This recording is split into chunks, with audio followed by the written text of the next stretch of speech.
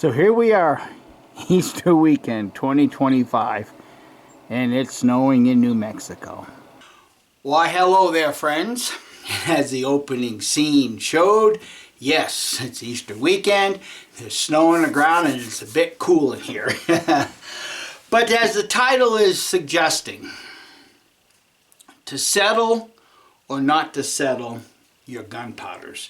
Now, for all the years that I've been buckskinning, shooting black powder guns, you've even heard some people like Blackie Thomas say, you know, settle your gunpowder. Other guys like Mike Bellevue, he'll just say, oh, I just use a static pour, static weight. Well, what is the difference truly in those two methods of measuring your gunpowders? And does it really make a difference? Well, it just really depends on how anal you want to be about it. For me, I always settle my gunpowders. Unless I'm in a timed event, and then it's just I'm going to pour and shoot and go, because at that point all that matters is being able to accomplish what you need to accomplish through timing. Okay? But having a conversation with my friend over the past several days, several weeks with Broken Feather, you know, he's been measuring and weighing his gunpowder too, and finding out that even some factory gunpowders are lighter than what your powder measure is showing here. So I think for the benefit of everybody, what I'd like to do is just do some comparative weight tests and show that settling your gunpowder might be more advantageous than just using a static pour. Now, before I get into all of this, we have to recognize that graphite does have a specific gravity. And if you're going to be comparing your homemade gunpowders to a factory gunpowder, say such as Swiss, that's got a heavy graphite glazing on it, there could be a difference in your method of measuring. So just so that we can appreciate, okay, I have a little cup of water and I have a graphite carbon brush. Is that little bit of a carbon brush heavier than water? Or is it going to float? Or what's it going to do? Well, let me reposition the camera and I'll drop that brush into that little cup of water, and then you can appreciate that when you measure and weigh your gunpowder against a factory gunpowder, you may want to take something into consideration. So there's the cup of water, and there's the carbon fiber brush. Obviously, the specific gravity is heavier than water. So you might want to take some of that into consideration, friends. So what I'm going to do first is I'm going to put 80 grains of Swiss 3F in my balance scale, and then I'm going to transfer that to my digital scale so that we can see that my digital scale is equivalent in grains compared to my balance scale. So, because I'm going to be doing the rest of this through my digital scale so that we can read the numbers pretty easily. Okay, so let me get this accomplished and I'll be right back at you. So as you can see, 80, 0, so she's 80 grains, and she is balanced about as close to 0 we need for this little experiment. So what I'm going to do is I'm going to transfer that gunpowder into this container, put the brass pan onto my digital scale, zero it out, and then we'll weigh what is in that pan. So there we have the grains. I'm going to tare it for the gunpowder in it. And look at that. We have 80 grains. So the scale matches, or the digital scale matches the balance scale. So from here on out, this is what I will be using to do these tests. Now let's see how this measures into the powder measure, both static and or settled. So there's what most would consider a static pour. Fill it up to the top, close the lid, down your gun barrel. I want to show you guys 80 grains by weight is not the same as 80 grains of volume. I'm going to pour that back into the container and try to get this to the best light we can get. And if everybody can see that, that's right at about 75 grains volume. You're not shooting 80 grains by weight compared to volume. This is why I keep saying and emphasizing, if you're going to compare your gunpowders to factory gunpowders, you need to match the weight to volume. And even if you're going to compare factory gunpowders to factory gunpowders, you need to do the same thing.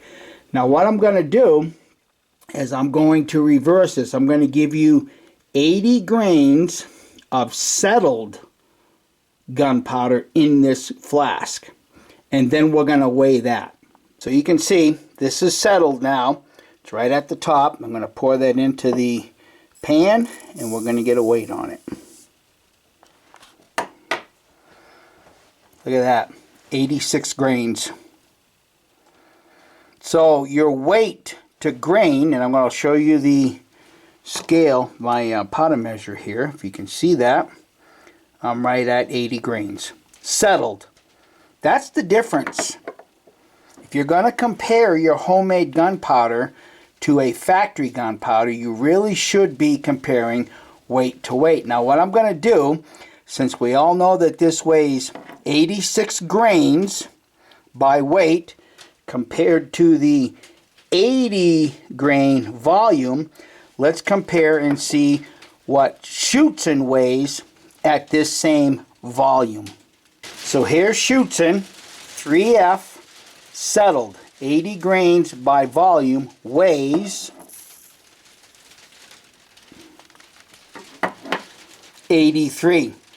But you can see by comparison it's still 3 grains lighter than what Swiss is.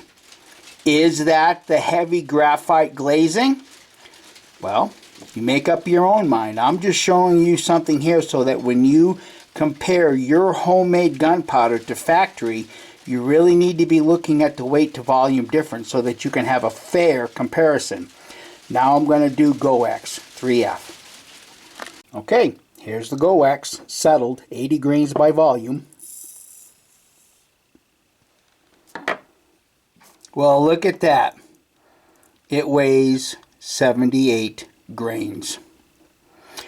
So when people say GoX is weaker, this is one of the reasons why, because you're not comparing weight to weight. Maybe this is nothing but a sales gimmick when people say, well, you can't weigh black powder. Maybe this is what they don't want you to understand. Now let me show you the difference in these 3 gunpowders. If you look at those little 3 piles of gunpowder, I don't know how well the camera's picking it up, but you can do this on your own under better lighting conditions perhaps. But this is the Swiss. And if you look at that Swiss, there's a lot more shimmer and glitter to it, which is what Swiss would call heavy graphite glazing. Moving to the right, center pile, that is Schutzen. And you can see, hopefully, it doesn't shine or, glimmer as much as the Swiss does. And there's a little pile of GoX. And it doesn't shine or shimmer near as much as Schutzen or Swiss. There's some of the differences that I've been pointing to when I do my comparison tests between factory gunpowder and my homemade gunpowder. Now I'm going to do the same thing with Pyrodex 3F, same measuring by volume, and let's see what that weighs in the scale. Okay, this is a static pour. It's not settled. 80 grains by volume.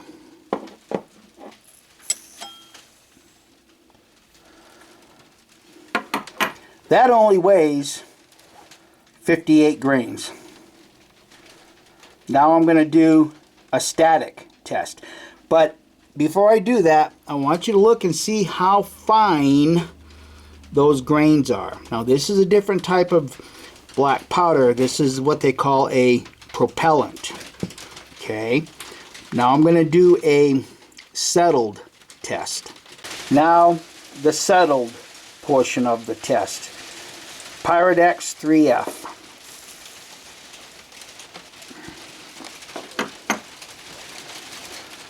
Look at that.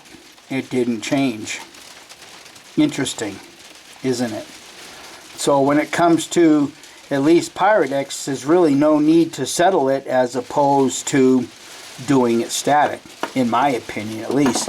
Now I'm going to do the same thing with some different varieties of my homemade gunpowder, and let's do a comparative test that way.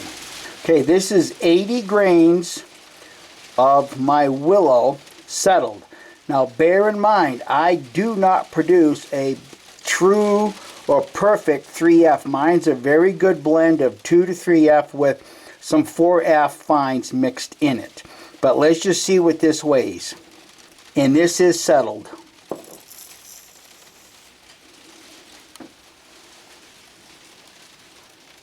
$72 grains.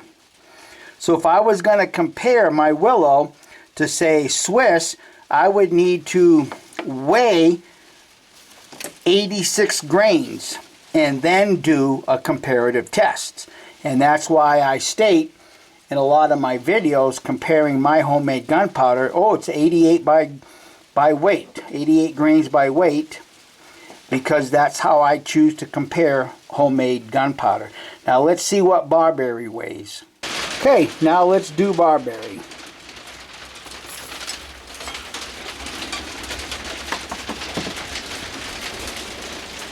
And now we're at 72. So it's just about the same as willow. So is this really the specific gravity of the wood, or is there something else at play that we're not thinking about? Let me do some more, and then I'll give you a conclusion of what my thought process is in this. So here's my gunpowder I made with the cherry charcoal.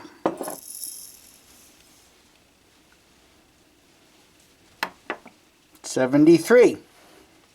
So it weighs a grain more. It's not really much to write home to mom about, but there is a, well, now it's 74. So 73, 74. Now I'm going to do the Swiss that I remade and took the graphite out of. Stay tuned. So here's the Swiss that I remilled, pucked with a 12-ton jack, and screened off like all my other homemade gunpowder.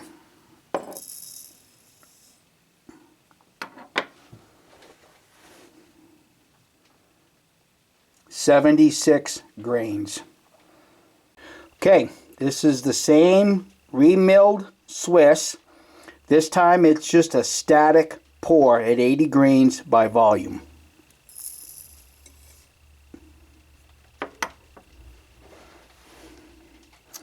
And you can see how much lighter it is. So make up your own minds how you want to charge your powder measures. Static, get a little less gunpowder per weight, or settle it and get a little more closer to what the volume to measurement is. But let me give you a final thought on this. Well, I hope that you can take away something of value with those weight comparisons that I had just done. Decide for yourself if you want to settle or go static. That's, completely up to you. But if you're making homemade gunpowder, you really should be doing a weight to weight comparison. Now, my final thought on all of this is this. every charcoal source has a different specific gravity. And you might get a little bit of weight difference, but you have to bear in mind that your KNO3 at 75 grams has a specific weight value, and so does your sulfur. Those two things don't change, but the volume of your charcoal source does. That's why I continue to show through those clear jars what 15 grams of willow represents compared to 15 grams, say, of, I don't know, Osage alder. The difference in all of that, in my opinion, is this. When you have this much of a charcoal source and you have, a known value of your KNO3, are you providing enough oxygen to cleanly consume the added volume of the willow compared to, say, something with an Osage orange? And I've showed Osage orange burns extremely clean. But there again, you're only using that much charcoal compared to that much KNO3. You've got enough KNO3 oxygen to cleanly consume the lower volume of your charcoal source. So I hope that this is kind of clear. Again, if you're gonna compare your gunpowders power wise, then to a factory, then you really should be taking your powder measure, putting it up to 80 grains, 70 grains, weigh that, and then make the adjustment with your homemade gunpowder so that you're actually comparing weight to weight, not volume to weight or weight to volume. You gotta compare it weight to weight, and that's why I have continuously shot through my chronograph comparing weight to weight. And that's why I show on my powder measure where each gunpowder weight and volume rests. So friends, getting colder. Thanks for watching this, and I'm curious to hear what you have to say about it. Enjoy your Easter weekend. Bye.